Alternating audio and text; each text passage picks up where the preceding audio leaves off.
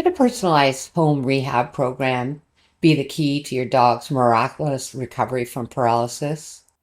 Join me on this emotional journey of hope and recovery as Husky, a paralyzed husky, takes his first steps.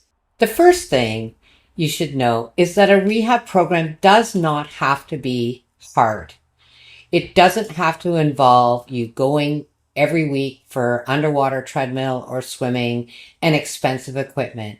In Hassie's case, he was a client overseas and we did virtual calls and I showed him things he could do using things around the house as well as some purchase items from Amazon so that he could do the exercises every day at home, which is so important because if you're only doing exercises once or twice a week, it takes quite a bit longer for things to come back because we do have to wire the nerves that weren't working back to the brain so that we can get voluntary movement again. Now remember, when your dog is recovering from paralysis, it may be a slow and steady journey. And in other cases, it might be quite quick. In this case, Husky didn't have surgery. He had another condition that did not require surgery. So let's talk about some of the exercises to do when your dog still doesn't have motor function. And they're really easy, and actually your dog will enjoy them, and it'll help you feel like you're part of the solution to helping your dog walk again. So when we're doing exercises, the most important thing to have is a proper sling. You don't want to use a sling like this with it underneath the body. And the reason, there's a couple of reasons, but mainly I found in my years of experience with paralyzed dogs, is that when you're pulling up, the bladder is there. And what you'll find is when you pull or push onto the bladder, your dog will pee. And also the legs have a tendency to kind of shoot back. So it's best to use one of these types of harnesses. This particular harness you can get online. There are other ones that I personally recommend. That's the Help 'em Up harness, like this harness here. I just find them to be better.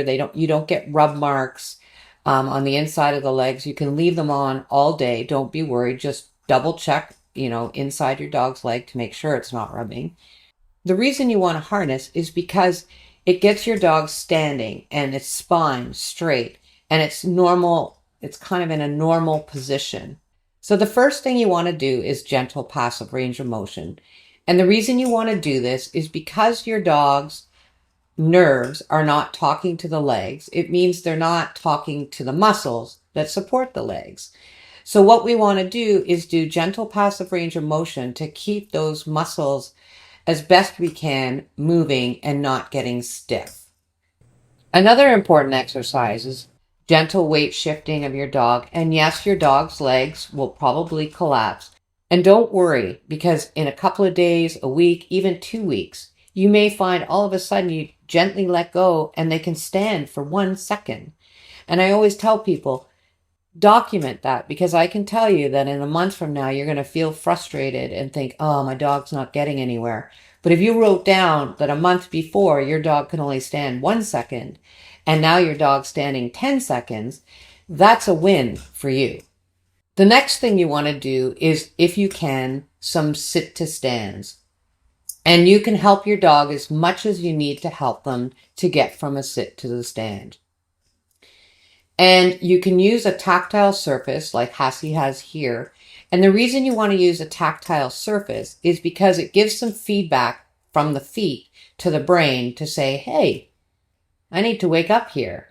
And just as a side note here, nerves do, if they're not blocked, they do come back at about 1 millimeter per day. There's a saying in my world that's what fires together, wires together.